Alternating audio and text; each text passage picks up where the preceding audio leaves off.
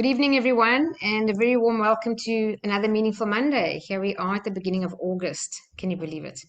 So, my name is Janine Shaka, for those who've never met me before, and for those who have, welcome back. Nice to have you back again. So, tonight I'm really excited to share with you an interesting topic. Weight is never the real problem. And the reason I actually came to do this was I went on a month's holiday to South Africa between May and June, and I put on a couple of kilos, about 4, just from being on holiday, and I don't generally up and down my weight. And then I just used what I know with the Silva method and reduced weight quite steadily. And I just thought to myself, sometimes, like years before I knew the Silva method, I would struggle to lose, like, even if it's just 1 or 2 or 3 kilos. And it was just those last couple that were a real issue. And other people might have more weight than that to lose. However, it doesn't matter if it's 2 kilos, 22 kilos, or 32 kilos, whatever the amount is, it's actually the same underlying thing. And I thought, why not do a Meaningful Monday to help people understand that it's actually not about weight. And we try to address the weight when there's actually weight. If you talk about the law of cause and effect, then weight is the effect, but it sure ain't the cause. So we try to deal with the effect when we need to actually deal with the root cause. So that's what the topic is tonight. And yep, I'm excited to be here with all of you. You're welcome to ask me a question at any time through the meditation. And then for the new people who've never been here before, Meaningful Monday is a free webinar I do on the first Monday of the month, every month. And it's just to raise awareness on how you can really just take more ownership and responsibility for creating your own life, because we do create our own reality. Even if people aren't aware of that, everyone is creating their own reality. Whether they believe it or not, they still are. Even if they don't believe it, they're still creating their own reality. But the best is if we know it and we believe it and we feel empowered to improve our own lives, because that's when you kind of feel a sense of like just that sense of being in control in your life, that you're able to manage whatever's going on and create better results for yourself. And the truth is, and how we do that is just the bottom line. It always is the law of attraction, which is you get what you think about, whether you want it or not. That's the principle that really underlies a lot of what we're creating and our awareness. However, there's a lot going on because we all have a mind, and a lot that happens in that mind is not known. Like our subconscious mind, we don't really know what's in our subconscious. That's what's called sub, below conscious awareness, below our awareness. So there's many factors involved in how we create our own reality. But once we get more and more familiar with our own self-awareness, universal law, the power of the subconscious mind and the power of the conscious mind influencing the subconscious mind, there's really no end to what you can do. Now, there are many reasons why people like yourselves have come along to an evening like this, and they could possibly be different for everyone who's sitting here. But generally, people come along to talk about weight for 3 main frustrations, which I find even for myself. So the first one is lack of motivation. If a person puts on some weight and they don't see any results, they can't shed this weight, they can't shed the weight, they can't shed the weight, eventually they lose motivation. Just by the way, type in the chat box 1, 2, or 3 if you're any one of these, or all of them, or 2 of them. Just put in the chat box, just type there, the top menu bar or the bottom menu bar, wherever your bar is, there's a chat box, just type in there. The second one is self-sabotage. Self-sabotaging behavior, we all know what that means. You've just taken off 2 kilos and then you end up eating incorrectly one day. That evening, you're eating ice cream. Following days, oh, well, what's the use anyway? I've broken my regime. Don't go to gym, and then it rolls all the way back and something happens. And then, or we procrastinate, which means we delay the addressing of the weight problem. And then it goes on for so long. And maybe in that time, you go back to number 1 and lost motivation. And then months have gone by. For some people, years have gone by.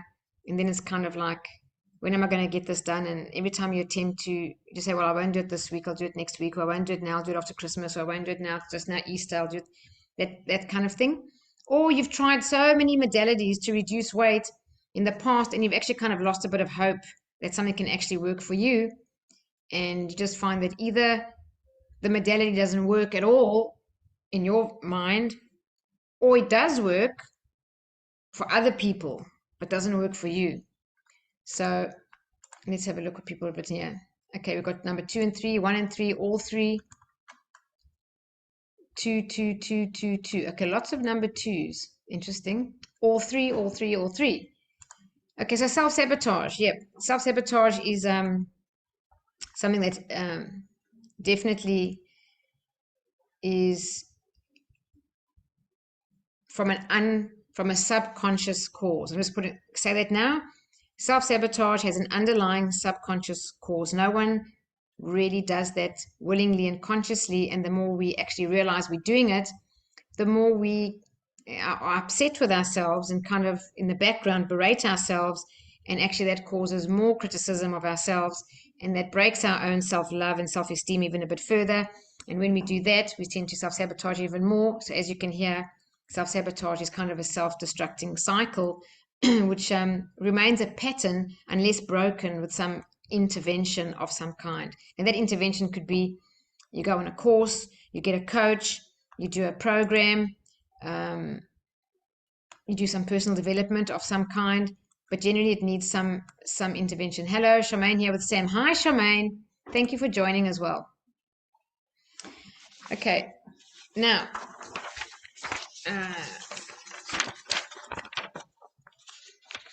okay, just before we begin, who here, just to ask you, just raise your hand with the buttons over there.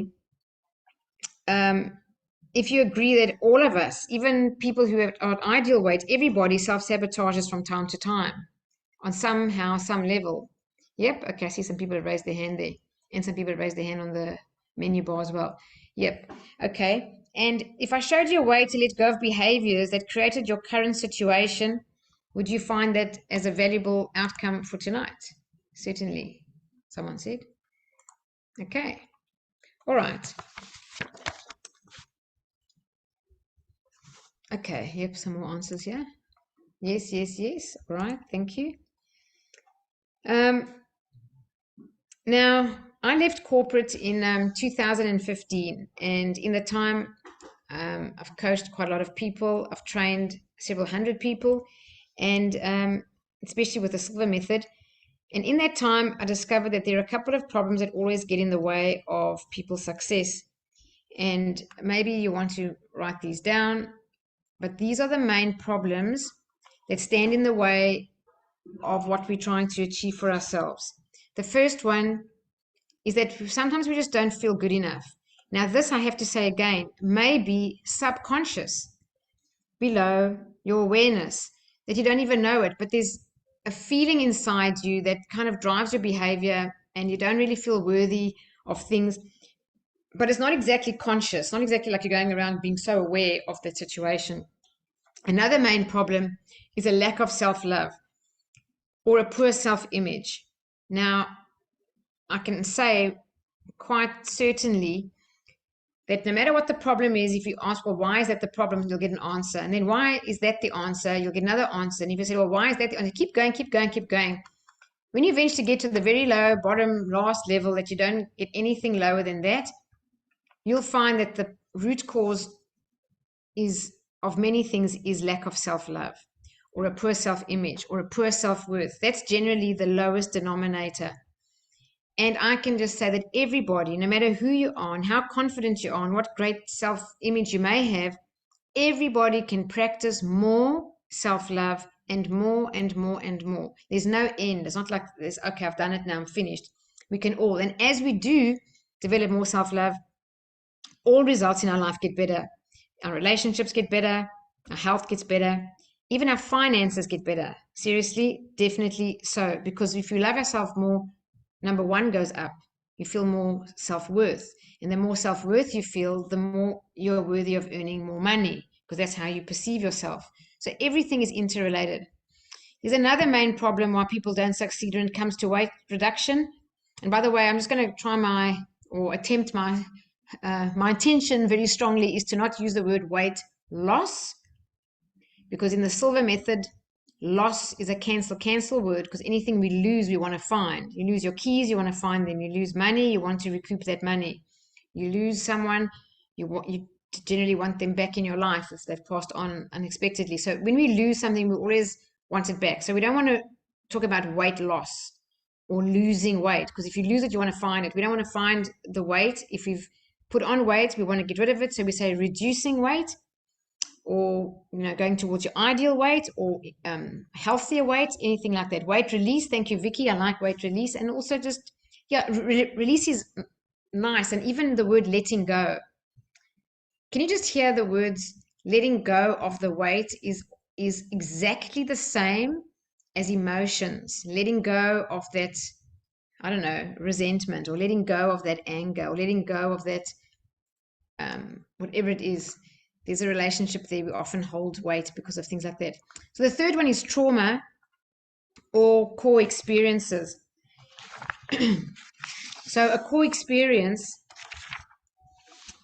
is abandonment, rejection, helplessness, hopelessness, or control. Control meaning that you have been controlled.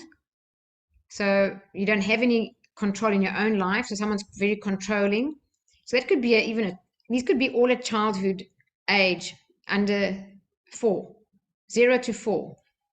Everyone has experienced, by the way, abandonment and rejection. Every single person walking on the planet Earth, because your perception of life at age 1, 2, 3, or 4 is completely different to what you understand as an adult.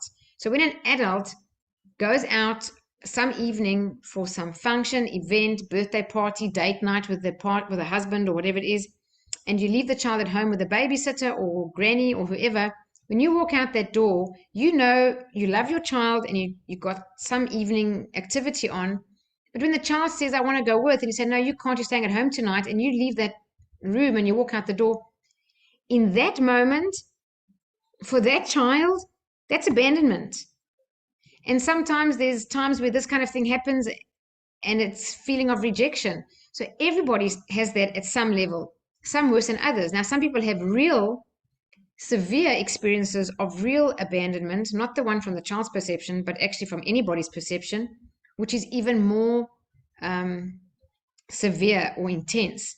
And then helplessness and hopelessness, we have that from time to time in our life. And if we have it in a serious way in our life, this kind of leaves an impression that lasts a lifetime unless we address it with some modality, some technique, some coach, some, healer of some kind that does something to help you release any of these core experiences. And then trauma. So trauma can be anything that, for example, is a great loss, an accident, child abuse, sexual abuse, physical abuse, mental and emotional abuse. It can be in a natural disaster. You've experienced a flood, experienced a fire, an earthquake, a tragic death of someone. And remember that trauma is not what happens to you, it's what happens in you. So there could be person A looking at that experience saying, I don't understand why the person's saying they're traumatized, because for them it's just, whatever. But it's got nothing to do with what the event is. It has to do with how it happened inside you. Your emotional experience of that creates a trauma. Now, these things create blocks in our life. It's trapped emotions. They cause limiting beliefs. They cause all kinds of problems in life. And these are often the main underlying problems when it comes to weight, is very often number 3. Okay. Now, number 3 can cause a block that causes some weight issue in our life, and that weight issue goes and damages our number 1 and number 2. So we start to have like our self-image less. The self-image is a self-defeating cycle which makes us feel not good enough. As we don't feel good enough, we eat worse, don't look after ourselves, the weight puts on, some more and some more. You don't feel good, even worse about that. Lack of self-love, have a self-rejection. This can go on in a cycle, even to the degree of self-loathing. And these are very damaging. However, the good news is that everything we can address if we want to. I'm saying if we want to, and heal the underlying cause and fix it. Now, the last one is in bold because this is really very important to understand. Your subconscious mind drives your behavior. Say that again. Write it down. Make a note. I don't know. Take a photo. I'll say it in these words. 95% of all your behaviors and 95% of all your results, how much money you have, your relationships, your health, the quality of your life in general, 95% of that and 95% of your behaviors come from your imprint phase between 0 and 7. This is exceptionally important that we just know this. So you're really not responsible for your programming. However, you are responsible for changing it. And we all need to change our programming. Everybody does. Because we've all had something along the way that's listed in number 3. Everybody has at some stage. And then also the beliefs that you hear. And remember, if you were small, under the age of 7, and you were ever criticized for the way you looked or weight or anything, that went straight in and created a firm belief. And your beliefs drive your living experience. If you want to write something down, write that down. What creates my life? Your beliefs. What creates my results? Your beliefs.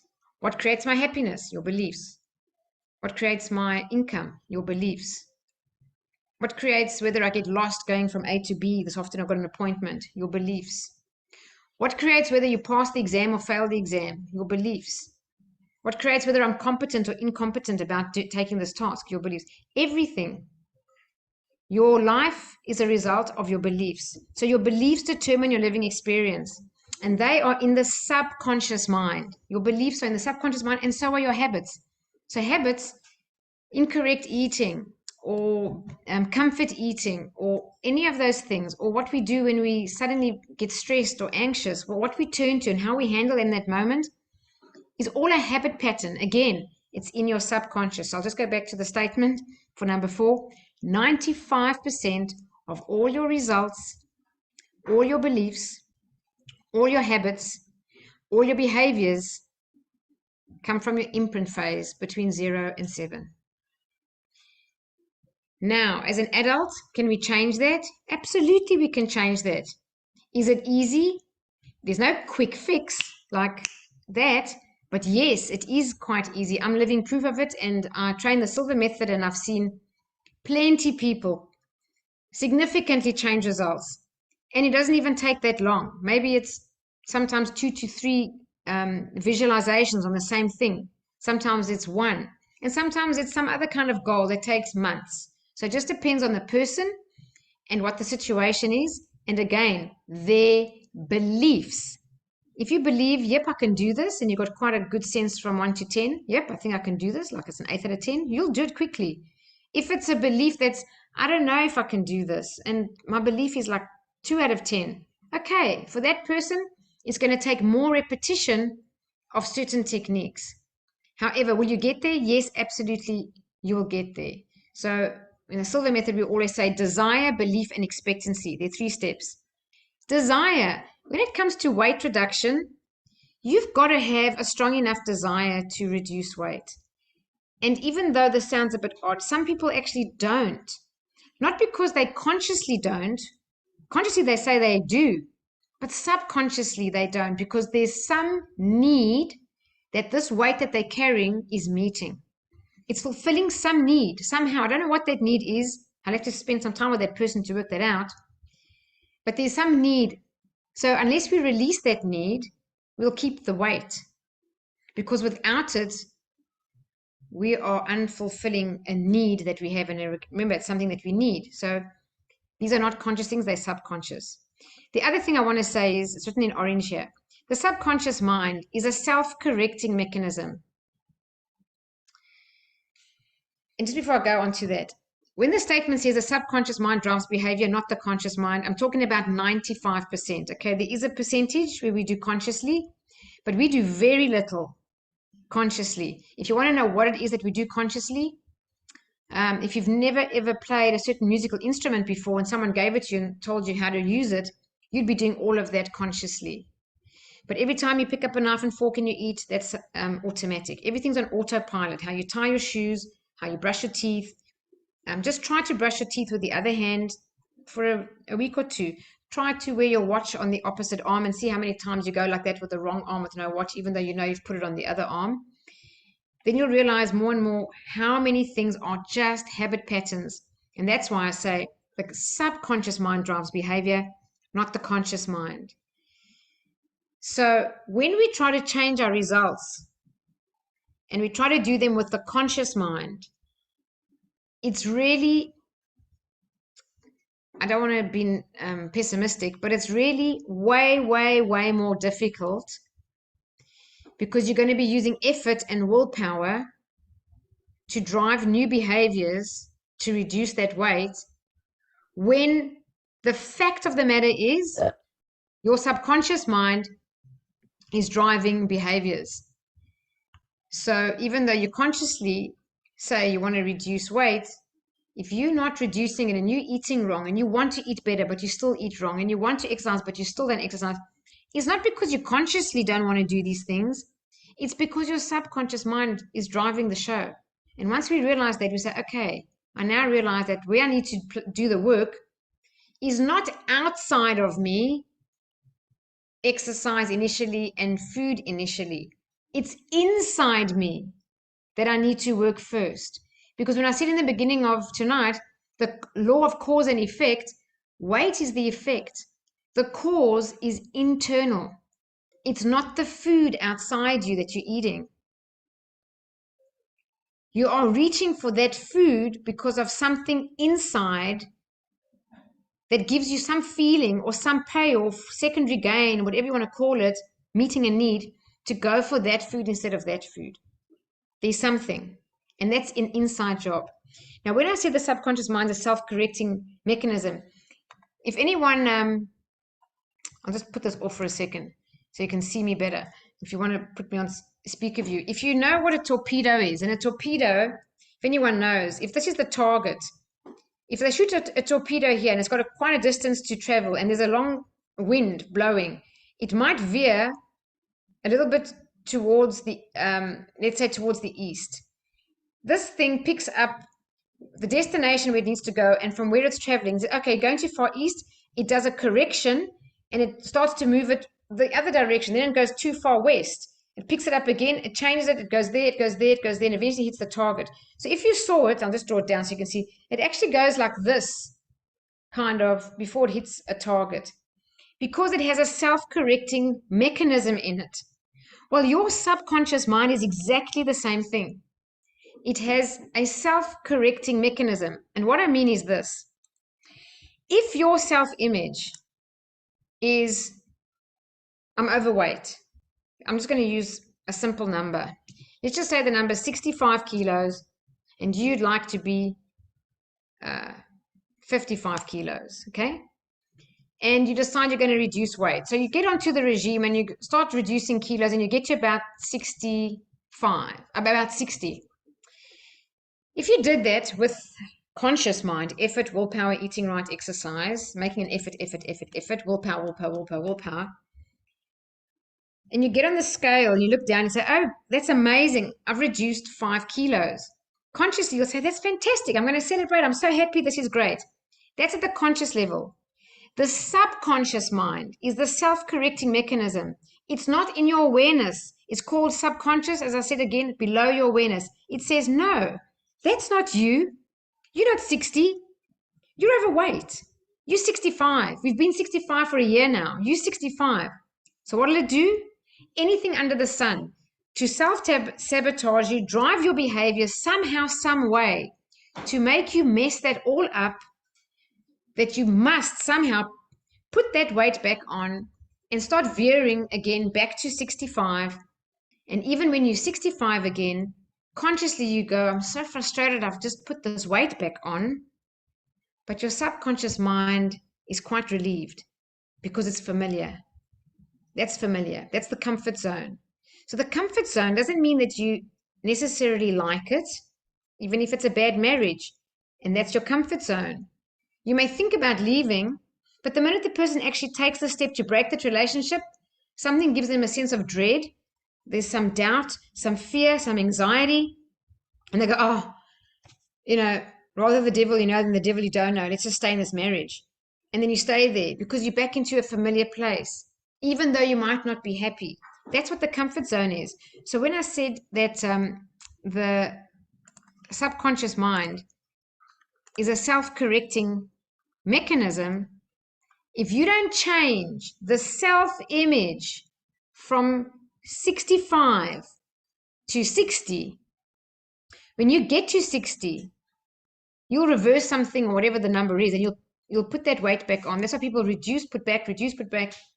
If you change the self-image and the self-image became 60, let's say it's a first increment, became 60, read the sentence again. The subconscious mind drives behavior. You would automatically take the right behaviors automatically. The choices that you eat, the choices that you make every day, you might even feel more energetic, go for a walk, expend more energy. I don't know what it would be, but you would automatically take different behaviors without effort and without willpower because the subconscious mind drives your behavior. And then once you got to the 60 and that became your new comfort zone because you had seen a repeated picture in your mind, that's what visualization does. And that's why visualization is so powerful, because we create a new self-image with a new impression in the subconscious. And then we get to 60 and we stay at 60. Then we start programming again. More visualization down to 55. Let's say that's the goal. And you do that repeatedly. Again, the subconscious mind drives behavior, not the conscious mind. Automatically, you'll change behaviors and start working towards different things to get you down to that 50. If you did some major regime and you actually took off even a great amount of weight, but you never changed the self-image, it's just a matter of time that something's going to reverse. It might be a year later, but it's just a matter of time. It's going to reverse unless we change the self-image. So the point I'm trying to make with this long story is that if you want to have success when it comes to weight reduction, you need to understand what's going on at level 3, trauma or core experiences, and heal that, resolve that, sort that out, deal with that, and we need to focus on reprogramming the subconscious mind and realize that the weight is not the real problem. The programming of your subconscious, which you can call your paradigm or your programming, your subconscious programming, any word you want to use, that's what needs to be reprogrammed, and any significant experiences or trauma needs to be healed, because that can lead to weight. Weight is a form of protection, especially weight around the middle area, around here. If you put weight on here, this is where your vital organs are. You can get shot, you can even get shot up in your chest, you can live, but get shot in the stomach, you'll die immediately. So weight put around the stomach is around your vital organs, all in that area. So it's a form of safety, a form of protection. So potato bake isn't the cause. Thank goodness. Nice one, Ness. I like your sense of humor. Yes, the potato bake is not the cause, it's the effect. I have a video here of Louise Hay. I'm just going to put the sound on to come through the please turn your volume on your computer right up to make sure that you hear the video. I'll do so on my end as well. There we go. And have just a quick listen to Louise Hay on dieting.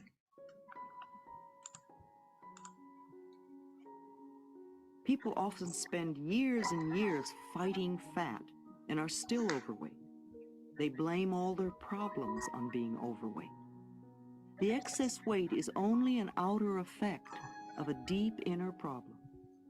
When we feel frightened or insecure or not good enough, many of us will put on extra weight for protection. To spend our time berating ourselves for being too heavy, to feel guilty about every bite of food we eat, to do all the numbers we do on ourselves when we gain weight, are just a waste of time. 20 years later, we can still be in the same situation because we have not even begun to deal with the real problem. All we have done is to make ourselves more frightened and insecure, and then we need more weight for protection. So I refuse to focus on excess weight or on diets. The only diet that does work is a mental diet, dieting from negative thoughts. I say to clients, let's just put that issue to one side for the time being while we work on a few other things first. They will often tell me that they can't love themselves because they are so fat, or as one girl put it, too round at the edges. I explain that when we begin to love and approve of ourselves, it's amazing how weight just disappears from our bodies. Sometimes, clients even get angry with me as I explain how simple it is to change their lives. They may feel I do not understand their problems. One woman became very upset and said, I came here to get help with my dissertation, not learn to love myself. To me, it was so obvious that her main problem was a lot of self-hatred, and that this permeated every part of her life, including writing her dissertation. She could not succeed at anything as long as she felt so worthless. She couldn't hear me and left in tears, coming back 1 year later with the same problem, plus a lot of other problems. Some people are not ready, and there is no judgment. We all begin to make our changes in the right time-space sequence for us. The real problem. So here is a client who has just looked into the harmless little mirror, and they are all upset. I smile with delight and say, good, now we are looking at the real problem. Now we can begin to clear out what is really standing in your way. I talk more about loving the self, about how, for me, loving the self begins with never ever criticizing ourselves for anything. I watch their faces as I ask them if they criticize themselves, and their reactions tell me so much. Well, of course I do. All the time. Not as much as I used to. Well, how am I going to change if I don't criticize myself? Doesn't everyone? To the latter, I answer, we are not talking about everyone. We are talking about you. Why do you criticize yourself? What is wrong with you? And as they talk, I make a list. What they often say coincides with their should list. They may feel they are too tall, too short, too fat, too thin, too dumb, too old, too young, too ugly, or that they're too late, too early, too lazy, and on and on and on. It's almost always too something. Finally, we get down to the bottom line and they say, I am not good enough. Hurrah, hurrah, we finally found the central issue. They criticize themselves because they have learned to believe they are not good enough. Clients are always amazed at how fast we've gotten to this point. Now we do not have to bother with any of the side effects like body problems, relationship problems, money problems, or the lack of creative expression. We can put all our energy into dissolving the cause of the whole thing, not loving the self.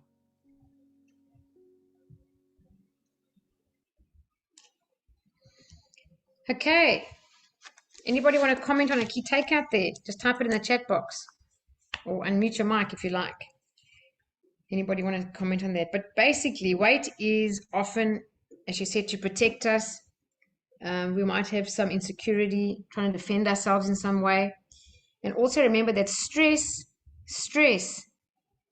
I remember a time in my life 12 years ago when I was working in corporate and I was in a very bad way, the worst time of my life, before I found the Silva method. And I was very, very stressed. And I was quite overweight. I think it was the most I've weighed in 20 years during that period. And you know what? I went to a naturopath and she asked me to keep a food diary. I went to doctors, they couldn't help me. I was sick. I was just so bad in every way. And when she looked at my food diary after about, I was going every 2 weeks, I think, or every week, she said, if anybody was eating what you're eating, that'd be as thin as a stick. Yet, I had all this weight.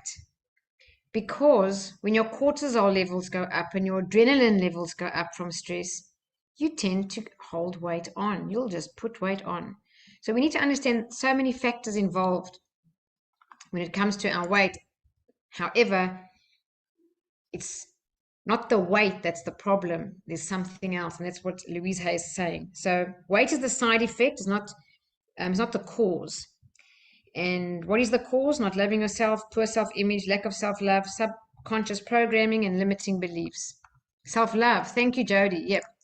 So self-love, as I said, when you get down, what's the root cause? Down, down, down. You get to the lowest one, you can't go any further. You will always land up being self-love. Okay. So, we're saying losing weight there, but let's say reducing weight. Reducing weight is a mind game. It really, really is. It's in the mind. When we change the mind, we change the thinking patterns, the habitual thinking patterns of thought, which change the feelings that we have, because thoughts create feelings automatically. And over time, those thoughts that create feelings with repetition become beliefs. When we've got beliefs, as I said, they drive our living experience. So if we can start with changing our mind, we can then change our feelings, change our beliefs, which is in the subconscious programming, automatically change your behaviors, which then change your body and change your results, whatever it is that you weigh. So that's just how it does flow down. And the good news is anybody can change their mind. And it's not just, change your mind, how you're thinking consciously. No, it's closing your eyes, relaxing yourself, going into a meditative state, and then using visualization, because when you do visualization in a relaxed state, it's what you call the alpha level. Your subconscious mind is very susceptible to making impressions or programming it many, many times more than doing it with your conscious mind. And that's why it's so effective to visualize. And then throughout the day, it says change your mind. We need to be very aware of our self-talk and how we criticize ourselves, how we berate ourselves, how often we're unkind to ourselves, because our inner dialogue is a massive, massive component when it comes to weight. Let me just get my page because I can't see the screen there. I've got this big bar on top. So it says that the law of cause and effect. So weight is the effect. Let's understand the cause. Weight is never the problem. The root cause of weight problems. Let's talk about them and dig a bit deeper now. So the first one is feeling worthless and feeling not good enough. This is the self-defeating cycle of the overweight. Why? Because you put weight on, then you feel worthless or you feel bad about yourself. Feeling bad needs something to feel better. So I need to comfort myself, soothe myself, pacify myself. One of these things, you want that feeling. Well, I can tell you, eating incorrectly gives you that feeling. No one says when they're highly stressed or feeling really bad, oh, I'm going to go and have some broccoli. No one says that. They say, oh, I'm going to go eat some junk food now. I'm going to stuff a bar of chocolate down my throat. I'm going to have a double shot coffee. I'm going to have a drink of alcohol. I'm going to take a drug, something. That's what we do to feel better. We don't say I'm going to go after the vegetables. No one does that. So that's the self-defeating cycle of the overweight. We feel worthless and not good enough, so we take damaging behaviors. Because the truth is, inside every single one of us are three people. It's in psychology, it's called transactional analysis. You have the adult you, the parent you, and the child you. Well, the child you is really at the root cause of weight problems. The child you is the one that's feeling worthless. It's the child you that's feeling not good enough. And children know that when they're not good enough, they get punished. So what do? There's no one outside doing this. We subconsciously punish ourselves. That's what lack of self-love is. And when you punish ourselves, we'll do whatever it is that's punishing, that's going to cause pain, that's going to cause unhappiness. And that could be adding more weight when you know you don't want it. well, that will punish you. So let's subconsciously we take these wrong behaviors. So I just want to make it really clear that no one's doing this deliberately and intentionally to damage themselves. All this is going on at the subconscious level. However, when we become aware and we have this understanding, which I'm hopefully trying to convey in this webinar, with understanding, we then, with our conscious mind, can be intentional about some regime, techniques, or actions that we're going to take to heal and resolve the underlying cause. And that's what we're going to focus on. The next one is the lack of self-love. When we have lack of self-love, we tend to be withdrawn. And that doesn't really help anyone. Every one of us know that when we withdraw, one, we don't ask for help. Two, we don't let people come close to us who could possibly help us. We feel unsupported when we are withdrawn. So we actually feel worse. And it's just, again, a kind of a downward spiral. When we have lack of self-love, we are very critical. And we're mostly critical of ourselves. If you find a person, maybe it's yourself, maybe it's someone else, who's critical of other people, look how they dress. Don't you think that person's got funny hair? Look at their stupid shoes. Don't you think that person speaks too loudly? Don't you think that they're a little bit too this or too that? When we are doing that, judging, or criticizing, or someone is doing that, please know, if they're doing that, they are doing that way, way, way, way, way more to themselves first. And that's a good way to know. When I first heard this is years ago, life is your mirror and all these things, I was critical and judgmental. Sometimes I still am. I'm not perfect. Every time I do that, I just have the awareness. Janine, if you're criticizing that person or judging them right now, you're not aware, but at some subconscious level, you're doing this to yourself, right? You better get back onto the track of self-love. And I go back onto some Louise Hay program. There's a free PDF. I'll share it with you, which is 21 Days to Healing Yourself, 21 Days to Loving Yourself, Mirror Work by Louise Hay. I just do that. I've done that every year, 2 to 3 times a year for several years in a row. And I know in my life, in my business, in my health, my weight, my money, and my relationships, if any of them tend to get a little bit going a bit south, I get straight back onto the self-love program. It all comes back to self-love. Worrying about failure is also a side effect of having lack of self-love. If we don't love ourselves, why do we think like that? Because worry, my friends, is a very powerful form of visualization and it's highly creative. So when we worry about things enough, we tend to actually manifest them. That's why the awareness is everything. When you're worrying, stop, close your eyes, get into a relaxed state, and visualize the positive outcome you actually want. And fill your mind with that to force your mind to get off worrying about what can go wrong and visualizing what you'd like to have go right. And make that impression in your mind until you feel emotion. Once you felt emotion, you're good. You've made an impression on the subconscious and you're changing that belief, changing that programming and going towards the positive.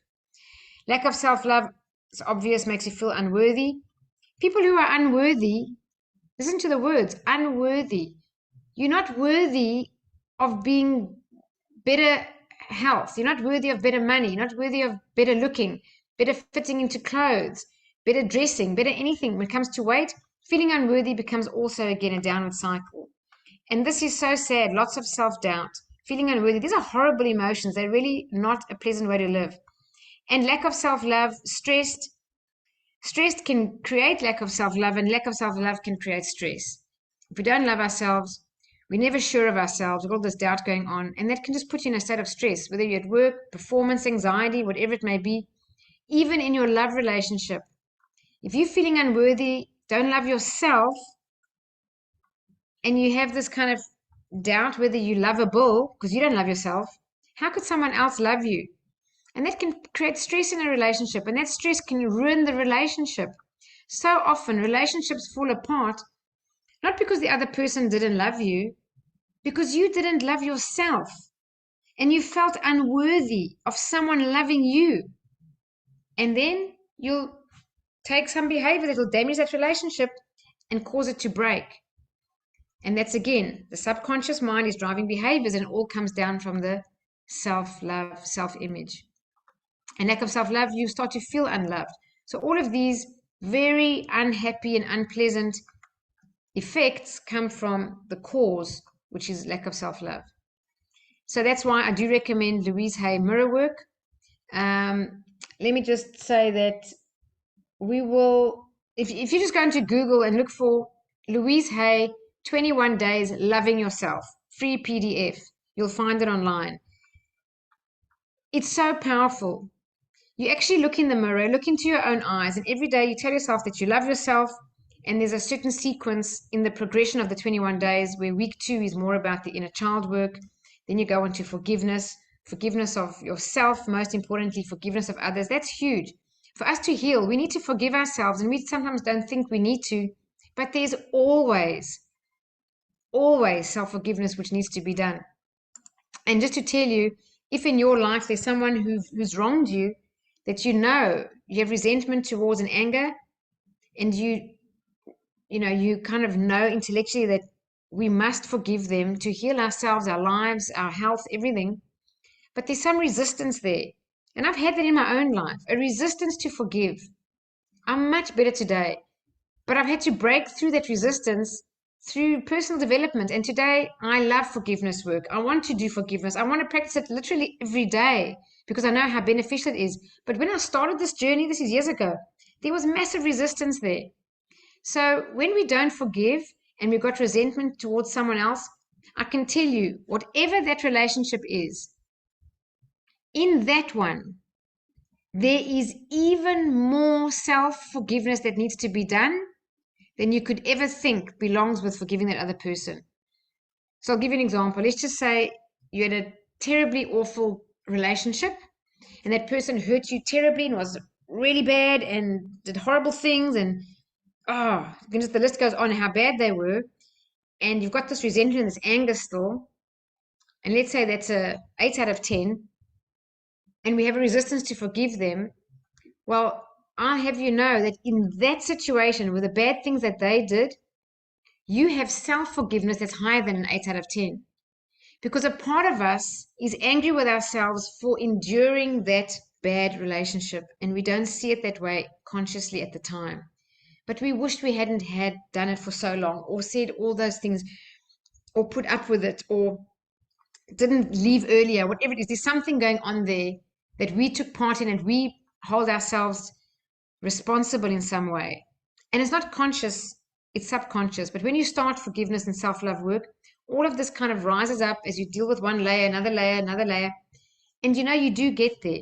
So I do recommend Mirror Work by Louise Hay. If you don't get the PDF, please just write these words down. I've done her work for years, and I've kind of taken her affirmations and some of my own and other personal development teachers, and I created this statement, which if it's the only mirror work you do, this will work for you. You look in the mirror every day and you say this 20 times with emotion. I love myself, I believe in myself, and I'm worthy and deserving of fulfilling all my desires. That's it. And if that seems strange, you need it the most. And if it feels awkward doing it, start off with the words, I'm willing. I'm willing to learn to love myself. Just start with that 20 times. I'm willing to learn to love myself. I'm willing to learn to believe in myself. I'm willing to learn to feel worthy and deserving of fulfilling all my desires. And after doing that for a couple of days, you'll be able to say, I love myself, I believe in myself, and I'm worthy and deserving of fulfilling all my desires. I actually bought a click counter, or Nancy, who works for me, when she first met me, I told her about this. She bought me a click counter as a present. It's in my bathroom there. I've told myself that statement over 7,000 times. I don't even practice that every day. I do, different things, but there are times where I know I need a bit more self-love, and I go back to it, and I improve. Then things change, and then something goes wrong. Then I go back to it, and things improve. So that's self-love. Now I want to talk about displacement. Anyone knows this man? That's Archimedes. If you did science at school, you'd remember. Displacement is in science where you have like water, and if I put this thing, if the glass was full inside, the water comes out and they know what the volume is. Well, your mind requires displacement to get rid of negative self-talk. So the only way to get rid of negative self-talk is to push into the mind positive self-talk. We can't just say, oh, I'm going to stop negative self-talk. There's nothing's going to happen. You can do it, but very little's going to happen. I'll tell you why. They say that 80 to 86% of our thoughts are negative. We have about 70,000 thoughts a day. And out of that 80 to 86% that are negative, the majority of them go undetected by the conscious mind. So even if you don't think that you're saying negative things all day long, everyone actually is, but it's not conscious. So knowing that the majority of our thoughts are negative, we do need to do something to make our minds more positive, because positive thoughts give positive outcomes and negative thoughts give negative outcomes. So displacement is the only way, and that's why affirmations work. So I just want to quickly talk about affirmations before I put anything on the screen here. I made a couple of notes and I just might refer to them. The first one is, if any of you are not familiar with the benefits of positive affirmations, I just want to explain a bit about them. An affirmation is really anything you say and anything that you think. It's not some special crafted sentence that you learn from some teacher and then go and practice it. Anything you're thinking is an affirmation. Everything that you say out your mouth is an affirmation. If you say, I'm tired, that's an affirmation. If you say, I don't feel like doing this, that's an affirmation. Anything you think or say. So a lot of what we normally say and normally think is actually quite negative. And that's why we sometimes don't have very good experiences, because they result in negative experiences if our thoughts and dialogue are quite negative. So we actually need to retrain our thinking and learn to speak more positively. And over time, through repetition, we create new habitual patterns in the brain. And that's actually how we change our lives. So affirmations are the beginning of our pathway to change. And why they are the beginning and they really are effective, because they raise our awareness. If we didn't use them or decide to embark upon a path now of doing positive affirmations, we wouldn't have that awareness. And as you're doing them, you become more aware of your negative self-talk that still shows up because they're old patterns, and we start to eliminate the negative and start to adopt more of the positive. So when you're using affirmations, essentially what you're saying to your subconscious mind is, I'm taking responsibility. I'm aware that there's something I can do to change. And that's really hugely valuable. And when I talk about doing affirmations, I mean consciously choosing words that will help eliminate something from your life that you don't want and help create something in your life that you do want. So every thought you think and every word you speak is an affirmation. Now, all of our self-talk, all of our inner dialogue is literally this long stream of affirmations. So you using affirmations every moment, whether you're aware of it or not, and your affirmations are actually creating your life experiences. Then remember, I said your beliefs determine your living experience. Well, your beliefs are merely habitual patterns of thinking. And many of these you learned between 0 and 7 as a child. And these patterns just run. And many of them work well for you, and many of them, I have to say, don't work well for you at all, for anyone. So we may have some negative beliefs that kind of limit us, hold us back, that feeling of being stuck, you don't know what it is. They're often those are limiting beliefs. Now, this is important. What we want and what we believe, or what we believe we deserve, to be more accurate, might be different. I'll say that again. What we want, maybe it's reducing weight. And what we believe we deserve, I'm not worthy, might be very different. They might be in two different places. We don't know all our beliefs. We only know what's in our subconscious programming by looking at the results in our life.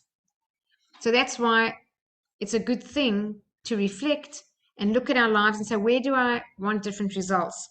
And where is there an area of my life that there's something that I want but don't yet have? And note that. And when there's something that you want and don't yet have, in there is some limiting belief. It has to be. Otherwise, you would have that thing already. So we need to pay attention to our thoughts so that we can begin to eliminate the ones that are creating the results that we don't want. Then also, talking about the law of attraction, every complaint we make is an affirmation. It's always saying what you don't want. When we're complaining, when we say what we don't want, I don't want to, I don't want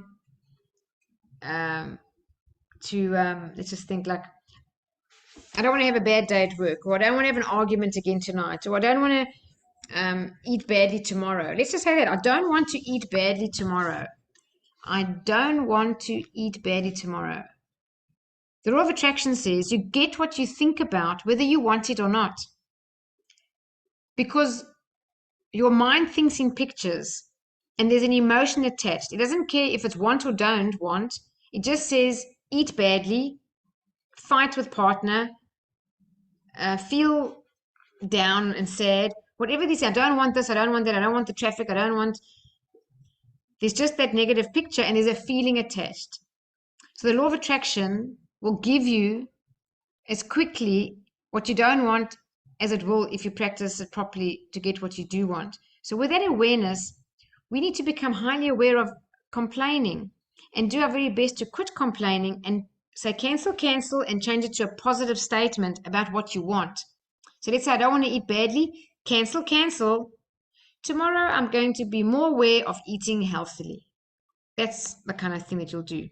Even if we feel like a victim, every time you feel like a victim, you're actually affirming that you want to continue feeling like a victim. Because remember, the picture, you get what you think about, whether you want it or not. So every time we feel down, we're saying, I want to feel more down.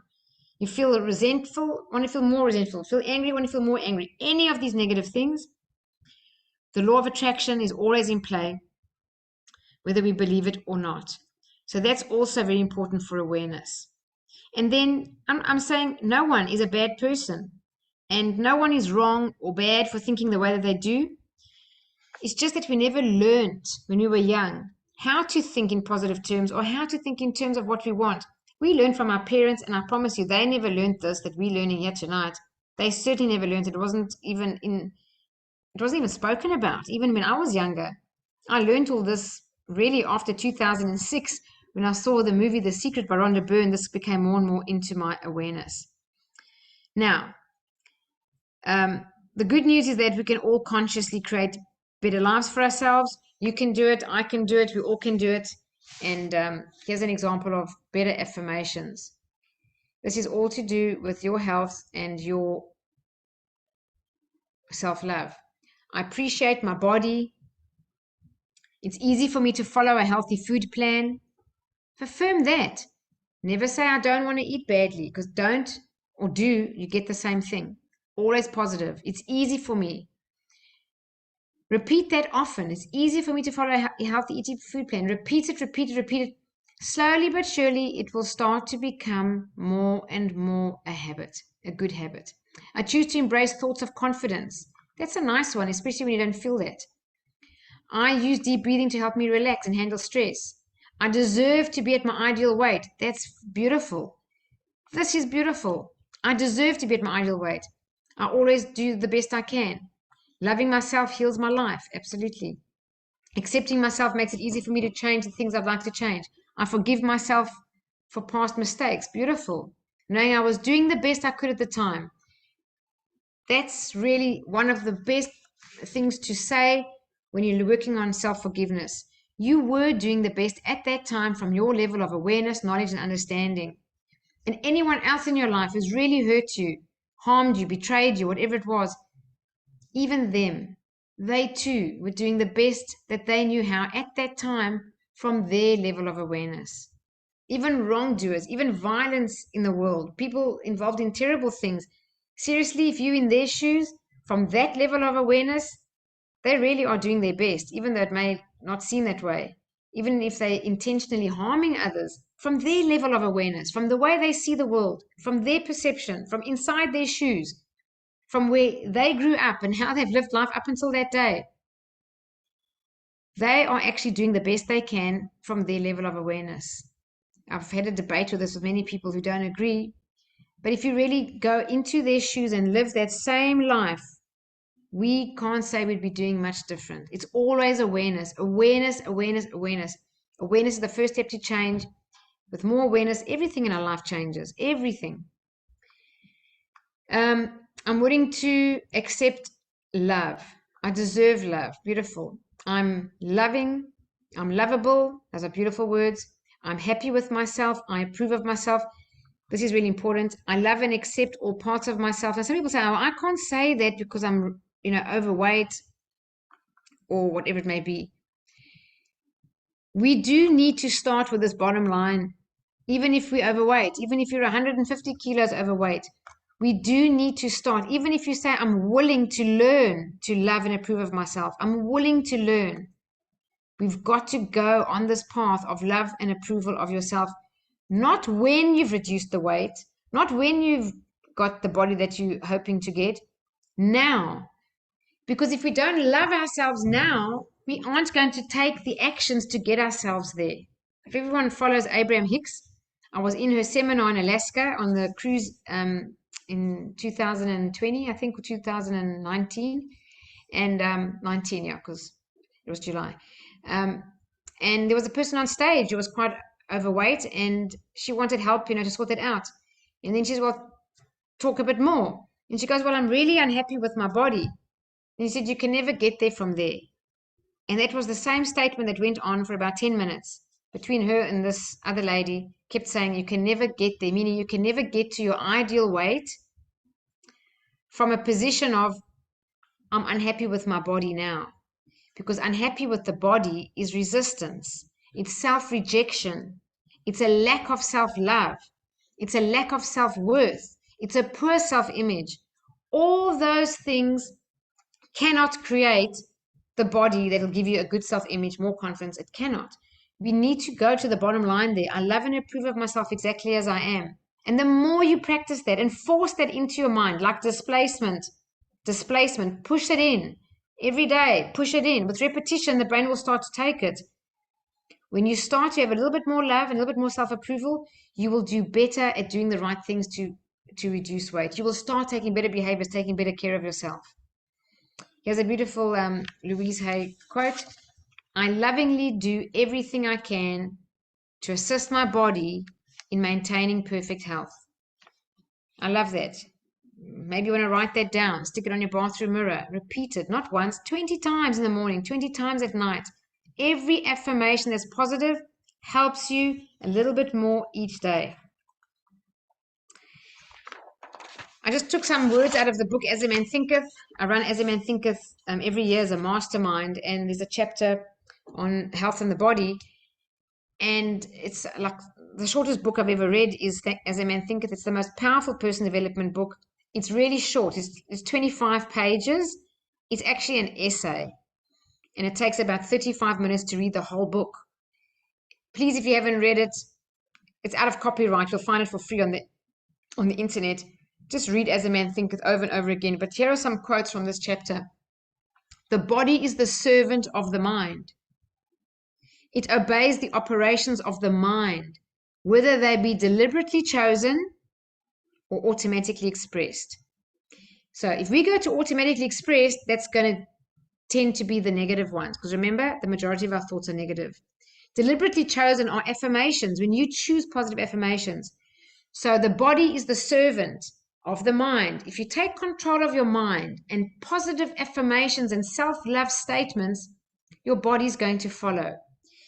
Disease and health, like circumstances, are rooted in thought. And I love this one. Change of diet will not help a man who will not change his thoughts. Louise Hay says it too. The video I showed you earlier, she said the same thing. People want to go on a diet to reduce weight when what they really need is a mental diet. And that's where it all begins. So that's the key takeout, is that it's always an inside job. In the mind, at the outside is the effect. Just to go back to core experiences, I mentioned these already. These are the core experiences, and these are the types of trauma. This is also a reason why we may have extra weight.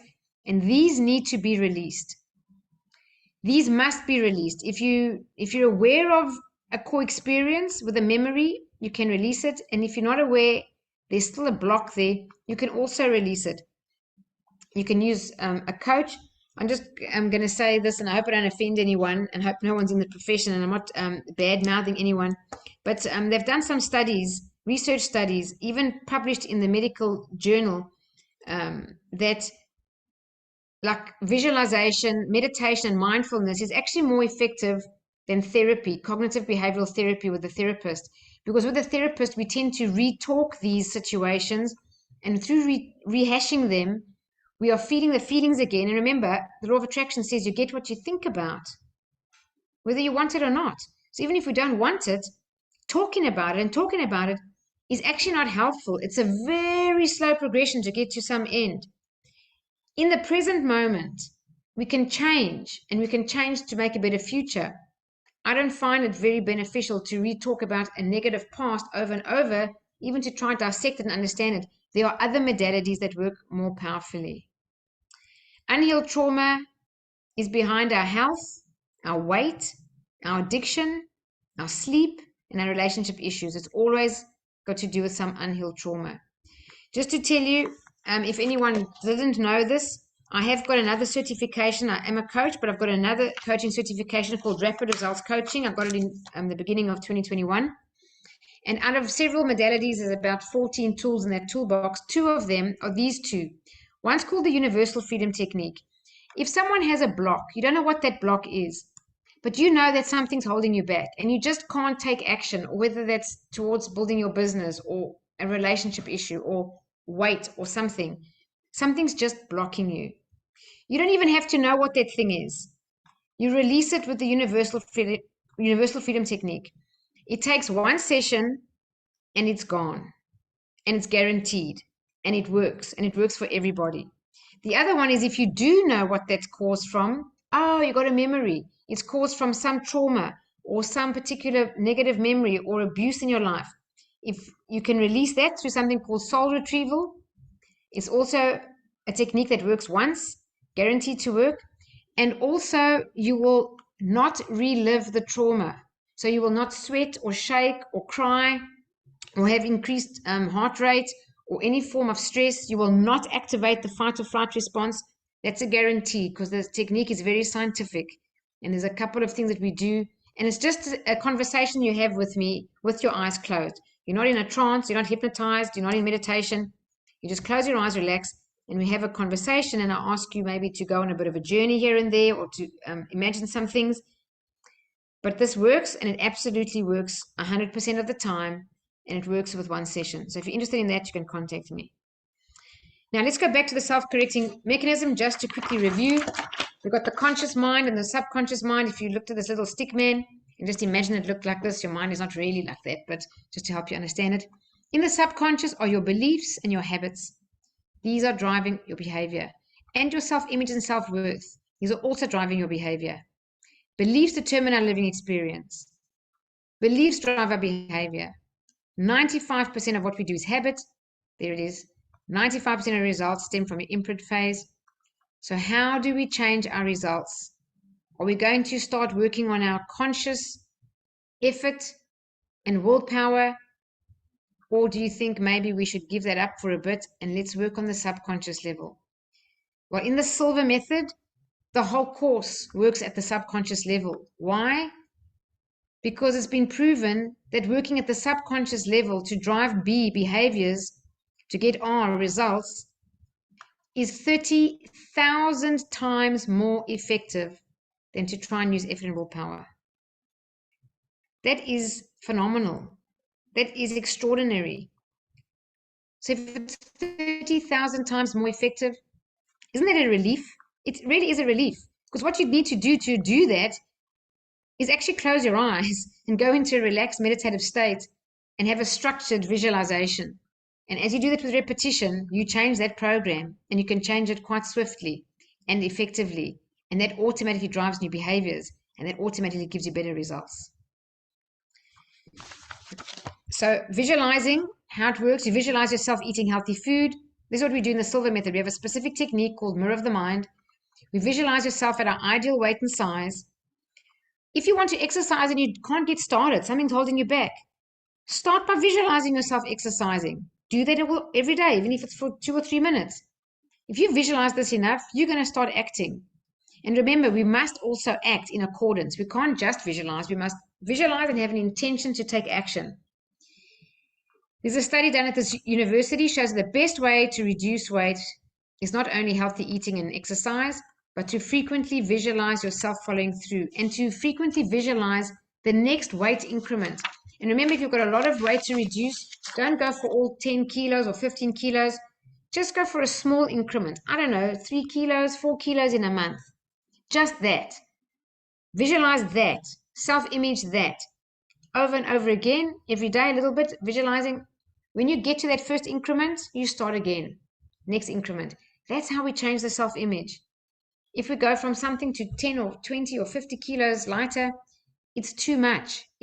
We can't even handle that consciously, let alone how we're going to, it'll be dissonance in the brain subconsciously. In the Silva method, there's a weight management technique. It's the mirror of the mind that we use. This lady here, that's Ken Kosher. He trained me in the Silva method. He's in Connecticut. This lady reduced 35 kilos and has never put it back. This photo is already more than 6 years old. She still looks like this.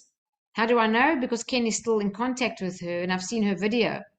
How come she took it off and never put it back? Because she reprogrammed her subconscious mind, changed her self-image. And remember, the subconscious is a self-correcting mechanism. Even if she eats a donut for lunch today and has ice cream after dinner tonight, she won't change. She will automatically correct. If this is her self-image, it will go back to this. She'll just eat better tomorrow and the day after. It will correct itself. The same way as we correct it when we don't program it back to this large size, it works the same for the positive once we've reprogrammed the mind. This is Pooja. She is the Silva trainer in Singapore and a friend of mine. That was her, reduced 25 kilos to reduce weight. And just by the way, she actually was paralyzed on the one side of her body. She broke her neck falling out of a 2-story building at 22 and was declared paraplegic.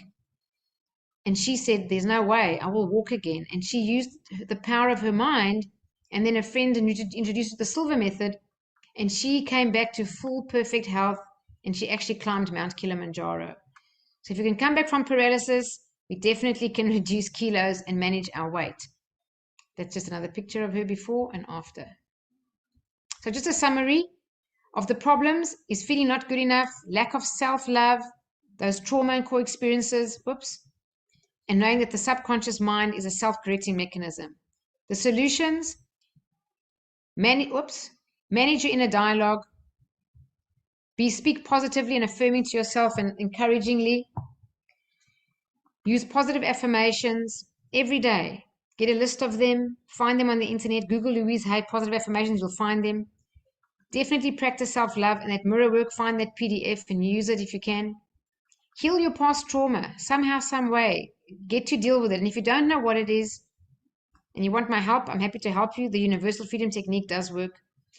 And then visualize, and reprogram your subconscious mind and create the new self-image, and then work on the outside world. Only first the inside world, and then be conscious of how you're eating. Yes, be conscious of activity and exercise and things like that, but definitely start with reprogramming the subconscious to know that you're going to follow through and stick to it and sustain your reducing of weight, that it keeps it off. If anybody wants to do a full day workshop with the Silva method techniques, I'm running a workshop at the end of August. It's called Take It Off and Keep It Off. We're using the Silva method techniques in this full day workshop. It starts at 9 in the morning and ends at 6 at night. It's $250 a person for the entire day. And this is what we're going to be doing during that day. It's this 9-step process, this kind of keep it off model, take it off and keep it off. Calm centering is going to teach you how you are going to, with practice, you're going to do it in the session and you're going to be able to do it when you leave the session. You have to learn to remain calm and very relaxed and practice that every day, because your cortisol levels and adrenal gland or adrenaline levels causes weight. to be packed on, packed on. We have to reverse that and manage stress. Stress is a significant component of weight. Then consciousness clearing, this is all to do with all that stuff in your mind, that inner dialogue, negative self-talk, negative patterns. We're going to do that. Dealing with damage, that speaks for itself. Something somewhere started this all off. Freedom with forgiveness, this is so important. Forgiveness of self, forgiveness of others, and with repetition, you start to heal yourself from the inside out. Anchoring accomplishment, I'll teach you the 3-finger technique. We use this in the Silva method as an anchor.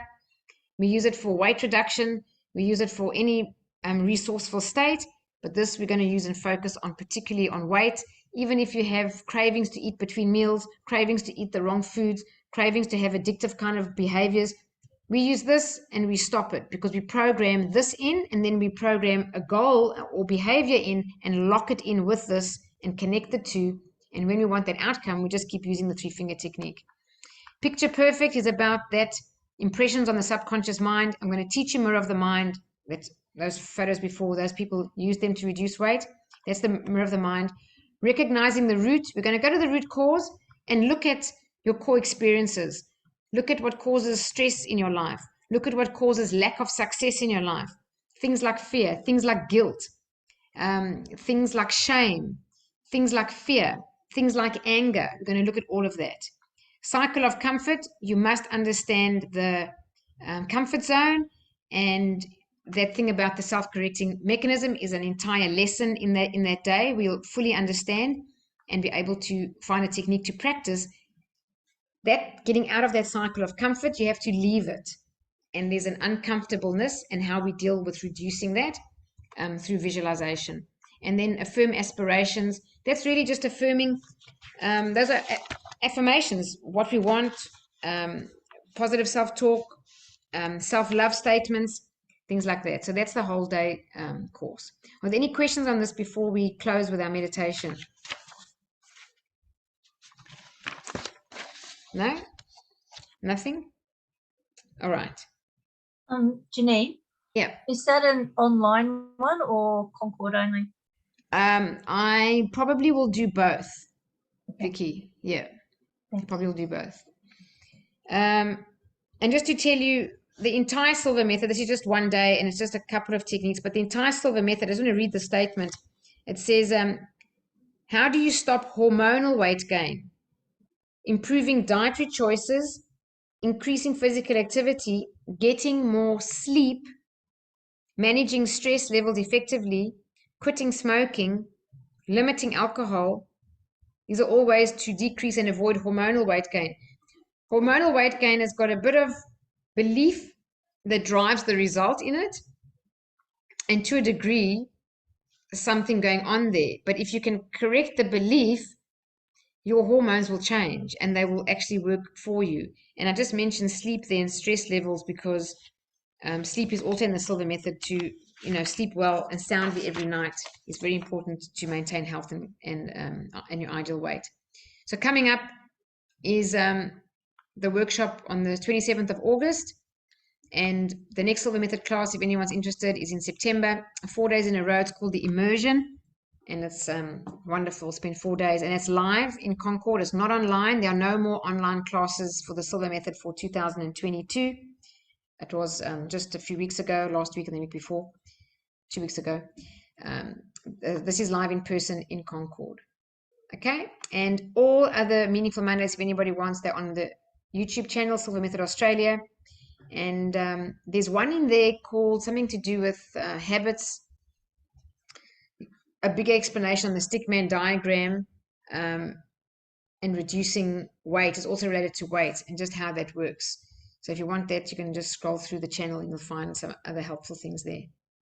All right, we're going to just do a little guided meditation now. So if you've never done this before, please do grab a paper and a pen. That might seem a bit strange for a meditation. You're going to rest it on your lap, clean piece of paper. At the end of the relaxation, I'm going to ask you 3 questions. It's about your intention for the month.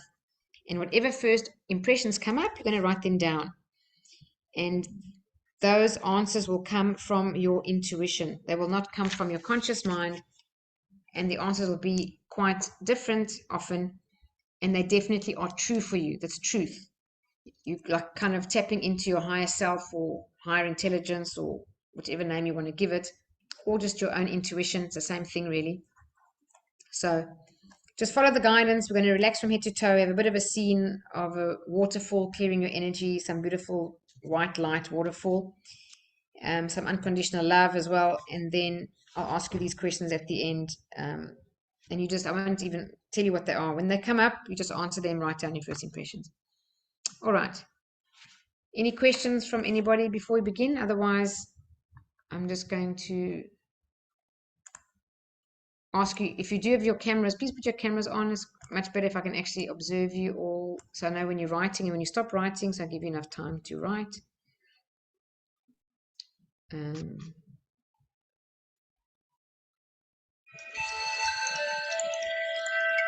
you hear that? Let's just bring this closer.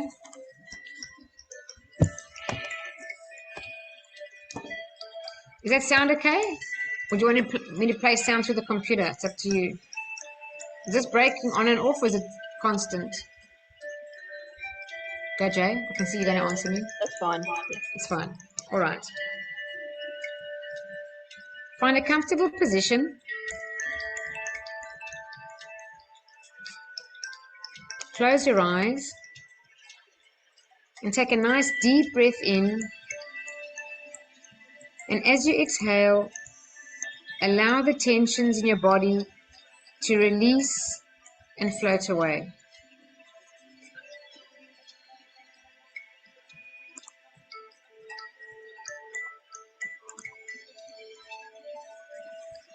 Take another deep belly breath in, and as you exhale, just feel your body relaxing. Feel the tension leaving your scalp.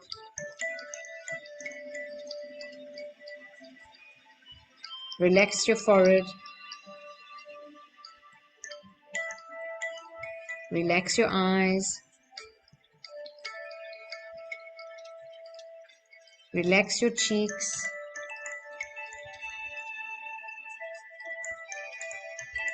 Relax your tongue and jaw. Relax your whole face.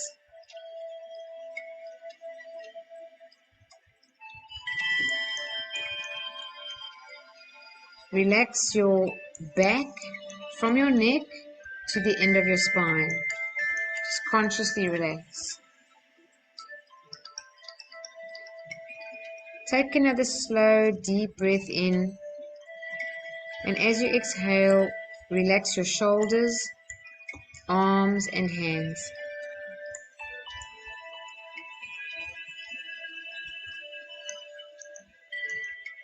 Relax your chest. Continue to breathe deeply, slowly, and rhythmically, and relax your abdomen. Relax your hips and pelvic area. Relax your thighs. Relax your knees. Relax your calves. Relax your feet.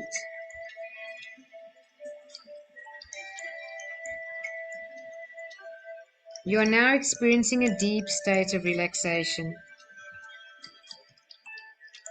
Now you're going to create in your mind an ideal place of relaxation. It can be real or imagined, somewhere you've been or somewhere you'd like to go, and allow it to be a place where you feel totally relaxed. Begin to experience this place right now and feel yourself relaxing whilst you're there.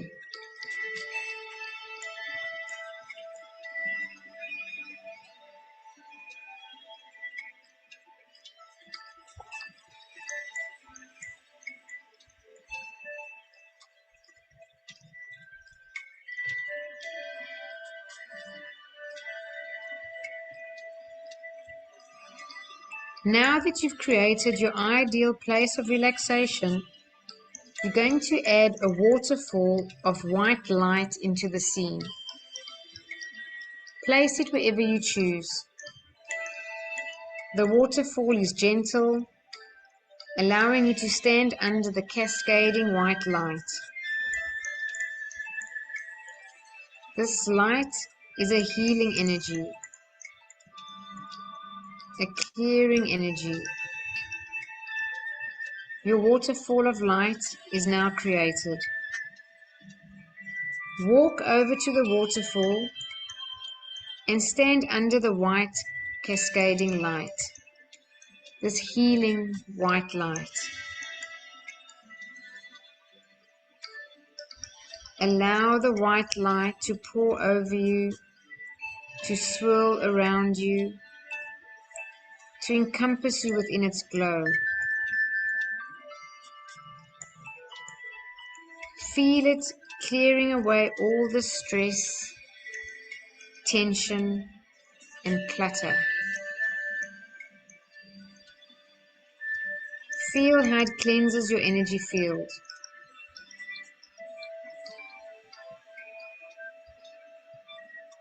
Your atmosphere, your aura. And as this white light clears your energy field, just notice how much happier you look.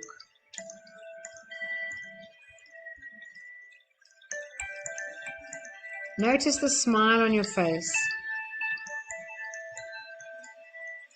See how the weights you've been carrying are no longer a burden.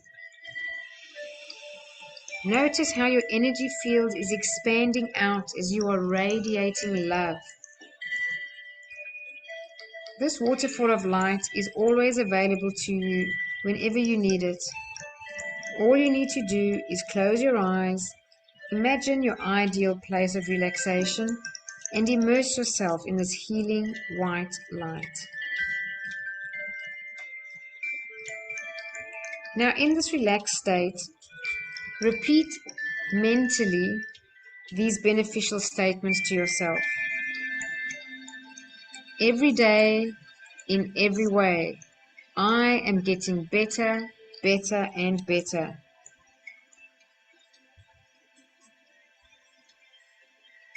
Positive thoughts and images bring me benefits I desire.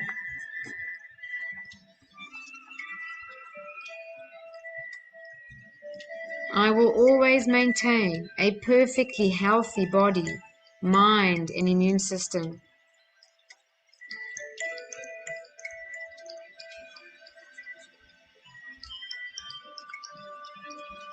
The following statements are for your better health. Keep in mind, from now on, I will occasionally be speaking in your place.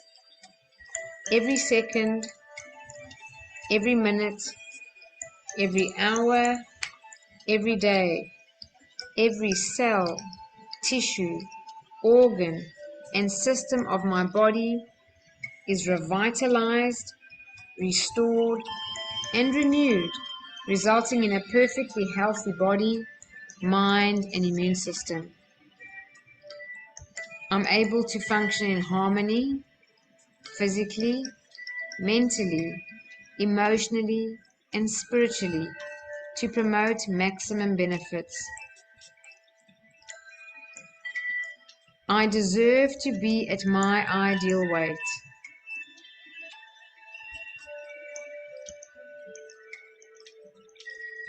I'm willing to learn to love and approve of myself exactly as I am.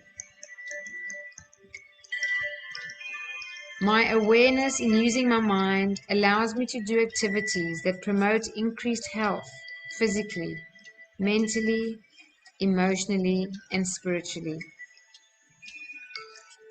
Now imagine this white light turns to green. You are now immersed in this glowing green light. This green light is unconditional love.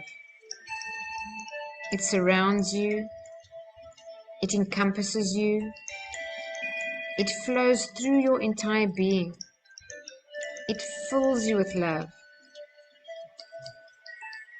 all the hurts you felt, all the pains you felt, the angry moments.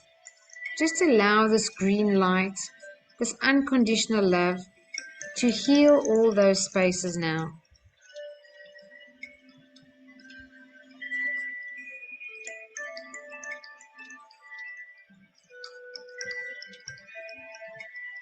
You are an amazing human being.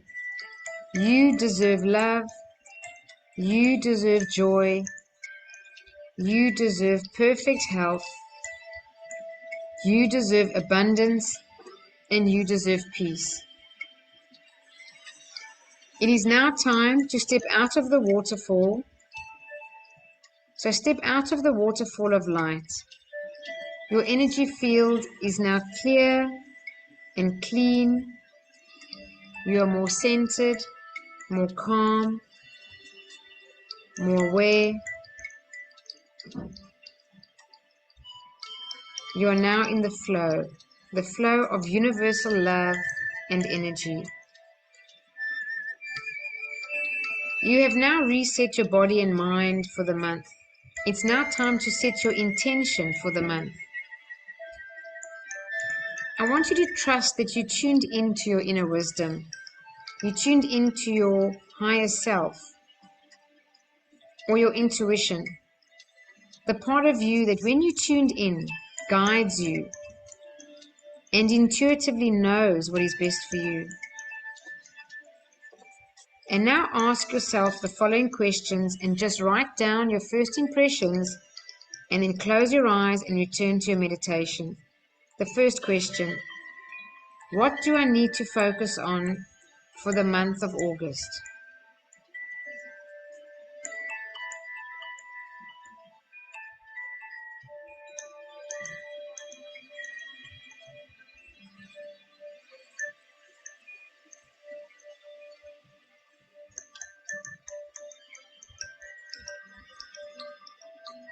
Make sure you write down your first impressions because you may not remember everything when you come out the meditation, especially if it's intuition.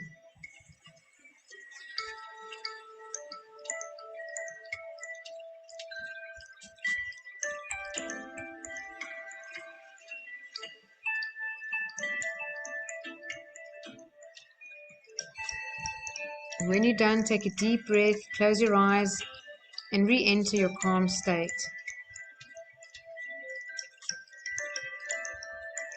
Next question: what steps do I need to take me closer to what I want to be, do, or have? What steps do I need to take me closer to what I want to be, do, or have?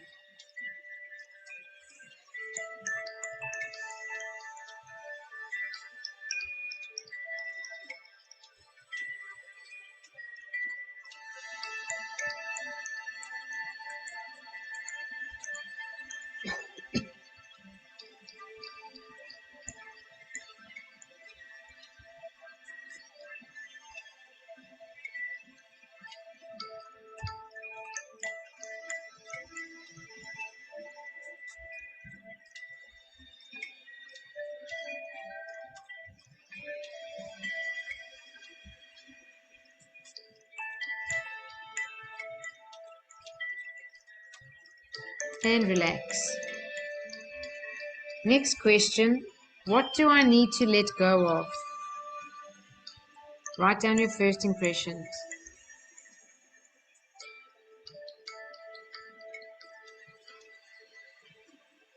What do I need to let go of?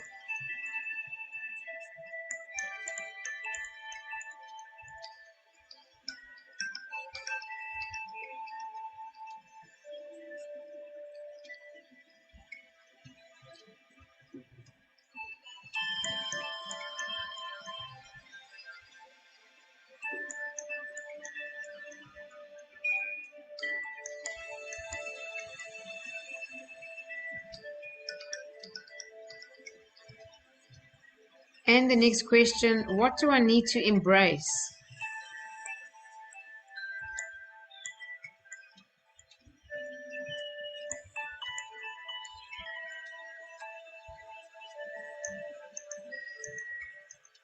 What do I need to embrace?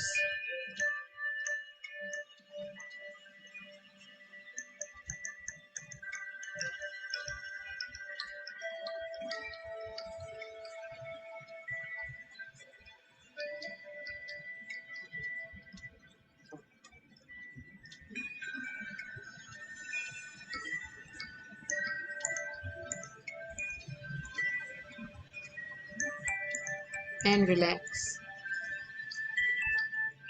Just allow a nice deep breath. As you exhale, relax. Bring your attention back to your body. Gently wriggle your fingers and toes. I'm going to count from 1 to 3. At the count of 3, you'll open your eyes, be wide awake, feeling fine and in perfect health. Feeling better than before. 1, 2, 3. Eyes open, wide awake, feeling fine and in perfect health. Feeling better than before. Thank you very much, everyone. Did you enjoy that? Raise your hand if you got any answers.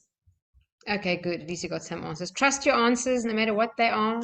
They are, if they're from your intuition, which I'm sure they are, they will be the truth for you.